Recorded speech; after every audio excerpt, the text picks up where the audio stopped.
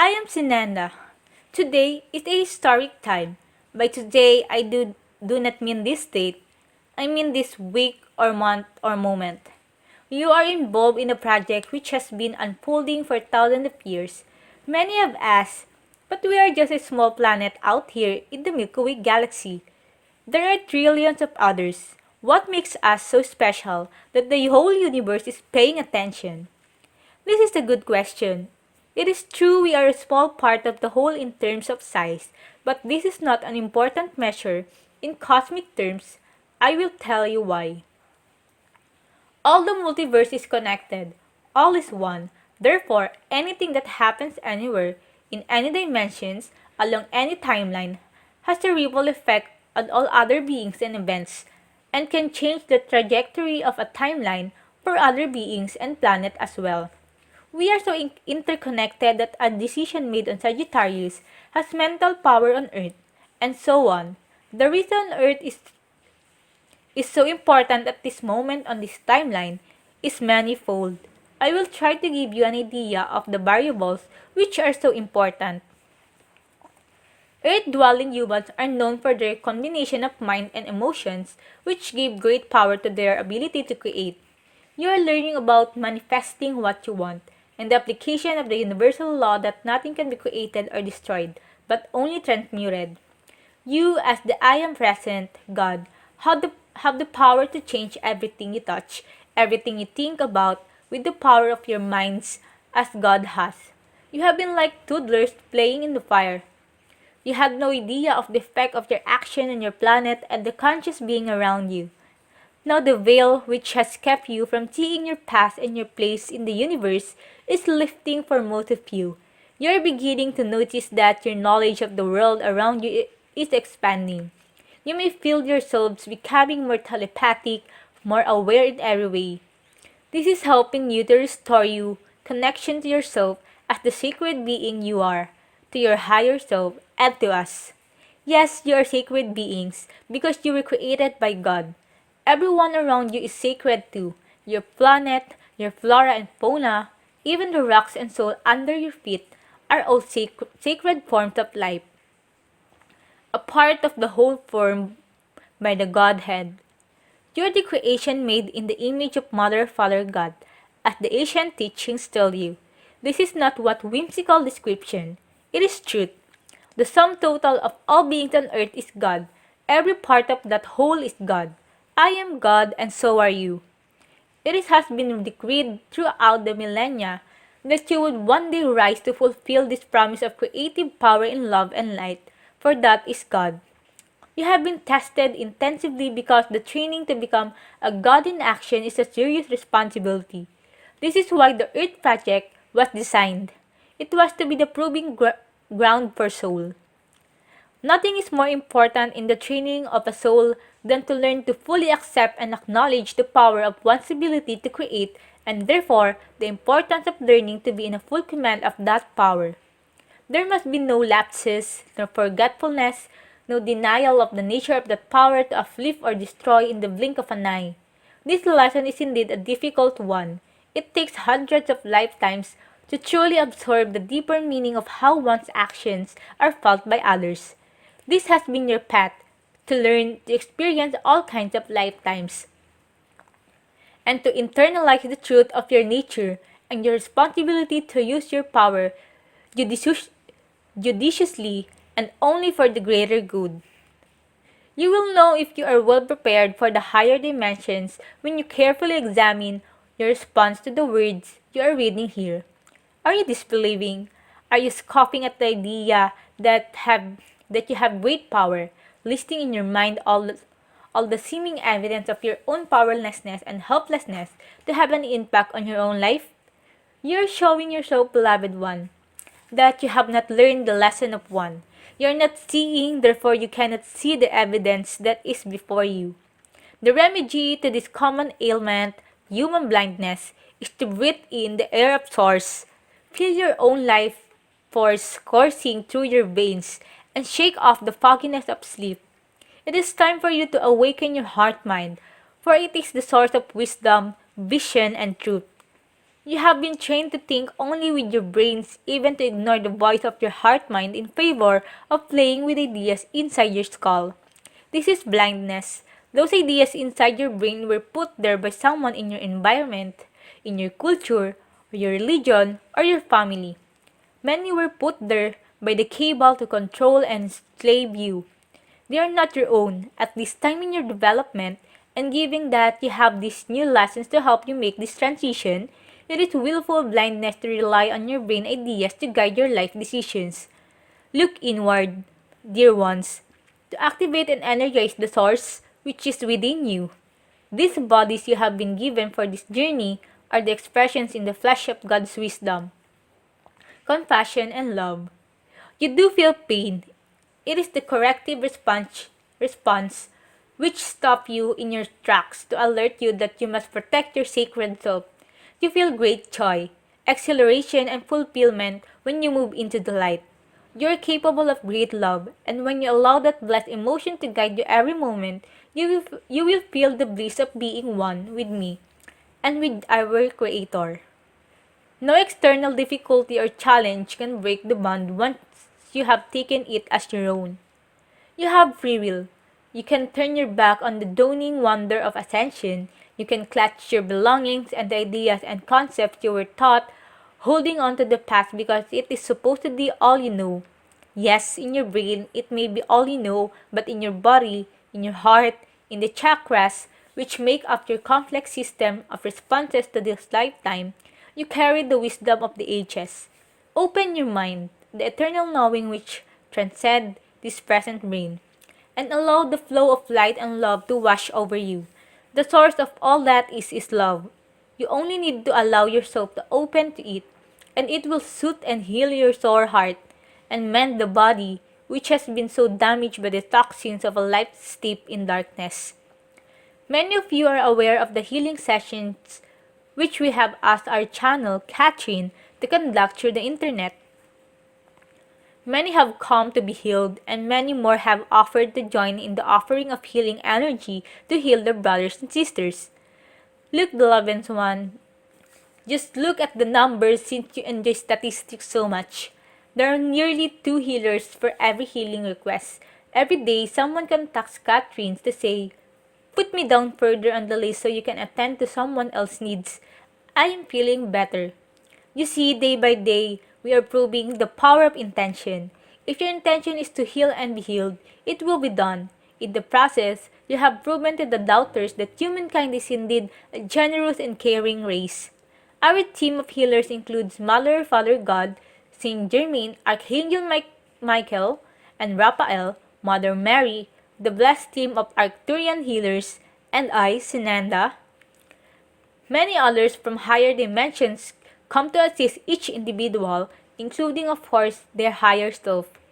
Kathryn serves as one of the healers and also the narrator who describes the healing process and the importance of the mental heart-mind connection which make the healing possible. We focus on one individual at a time, but as that person is being healed, others listening who may have symptoms are also receiving the powerful energies. In this way, the healers as well as the patients are being healed. We have recorded the healings on blogtalkradio.com channel panel for all the world to listen, learn, and be healed along with us. We recommend especially the last 3 sessions in which Kathryn explained the effect of emotion on the body. They were held on August 8, 9, and 13, 2013. It is our hope that doctors of all modalities and those who are healers will come to expand their knowledge and skills. We will change the world, one healing at a time. At the same time, we are demonstrating that there is really no such thing as one healing, because as each healing takes place, the sickness that individual carried loses its power, and others learn to shake off the ideas and feelings which serve to feed and maintain the illness they have been carrying. The Arcturians, for those who are not familiar with this name, are highly evolved and extremely skilled group of beings from the planet Arcturus who have studied humankind closely. They have been fascinated with the heart mind organization in the species of humans and have worked hard to understand the complex interaction between emotion and thinking. They have developed very advanced and effective technologies to eliminate disease and to balance all the systems of the body. They're completely dedicated to their work, and they give themselves wholeheartedly in service. We work in cooperation with them, directing the healing energies of love and light to increase the healing and to seal it in place. Each one who receives a healing or who listens to it being done will feel the powerful effect of our combined energies on all the systems of the body. Our numbers are growing. As each person joins the group, the power of one increases, giving us access to an increasing flow of light, which we then focus to activate the healing. A large part of this process is to stimulate and awaken the powerful human immune system, which has been asleep and suppressed by the owners of these bodies who are entirely unaware of their own abilities to heal themselves.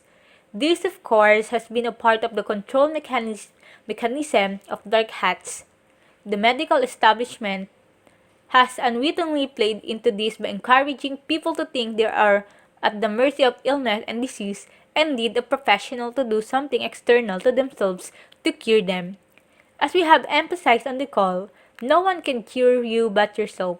We can guide, support, and focus the energy needed to change the body from disease to health, but without the conscious awareness and cooperation of the one being healed, it will not take.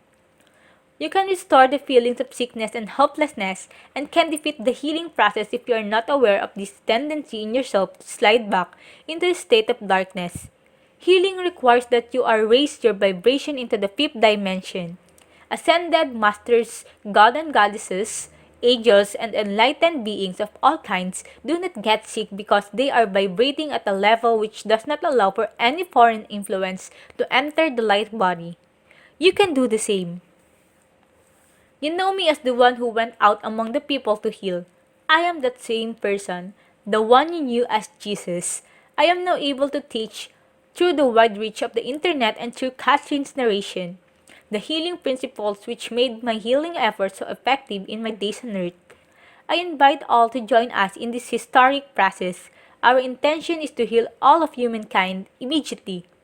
The energies have risen on the planet to allow a higher level of conscious awareness and a complete communication through the golden Christ grid around the planet, which now connects us all. There is no limit to the number of people who can listen to the programs through their computers, and the knowledge which is presented here can be carried to every corner of the planet. You can listen to the programs and join in without announcing yourself. You will be counted by the Blog Talk Radio website. Or you can go to www.whoneedslight.org and sign up to be included in mailings and updates to alert you when our sessions are being held. Please do not send 10,000 personal email questions asking Kathryn how to do this. The instructions, schedules, and explanation are there for you to read and explore. I am not able to help her answer them all.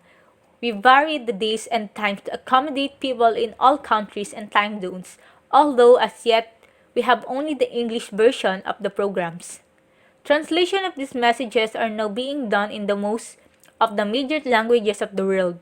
I only ask that all translators ask for my individual approval.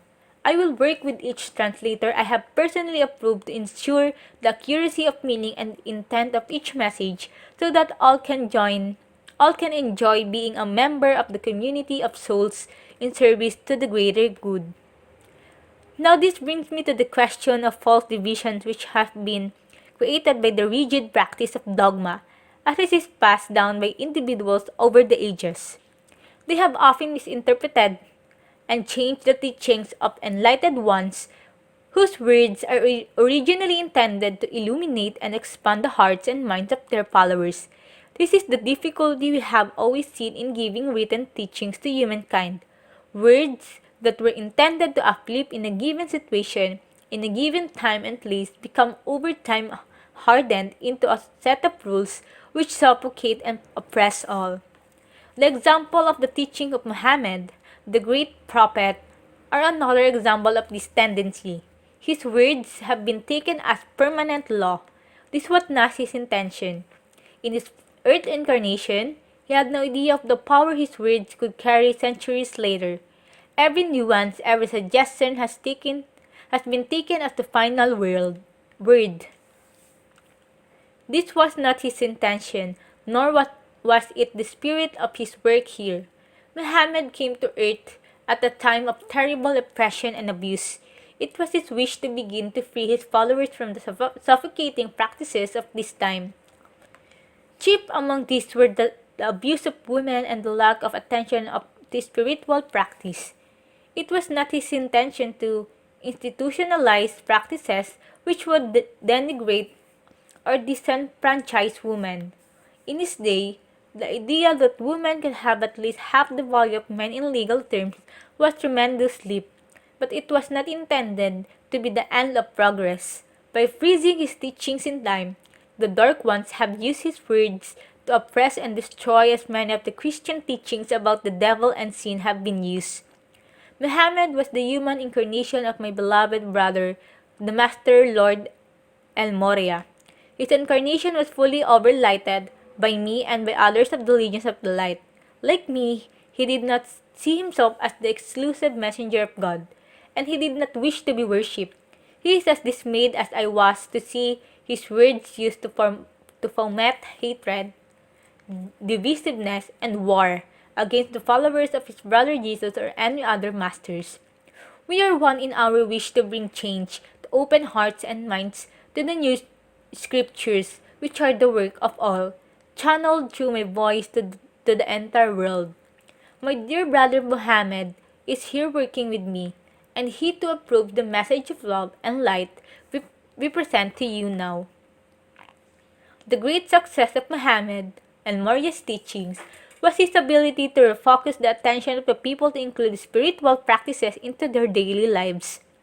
The institution of the ritual of prayer 5 times a day broke the materialistic, self-centered focus of the people of the time and helped to raise their consciousness in preparation for the events we were experiencing now. Muslims who fully understand the expansiveness and the message of love which Muhammad intended to express will find no conflict in the words you read here. The same is true for all Christian, Hindu, Buddhist, Confucian, and pagan followers. We who are at one with the Godhead are one in our hearts as well. We all wish the same thing, the successful and glorious ascension of humankind together. As you can see if you have read these messages well, we are not specifying any particular rules, practices, or custom, religion, to reach the intended goal of ascension. The time for those time and culture-specific practices is past. We are now a global community and we need an open and inclusive approach to lifting our vibration to achieve the goal of peace for every being on earth, regardless of what religious affiliation they may have adopted or even what species they may be. All are welcome, all are included. There are no exceptions, there are no exclusions. All souls must be enfolded into the family of one as the sacred being they are. I send you love and light, the adoration of your creators, and the hope of all masters in heaven when I say to you, awaken, dear ones, and take your places as the Creator race, the promise of all goodness in the image of your Creator. I am Sananda, the one you knew as Jesus.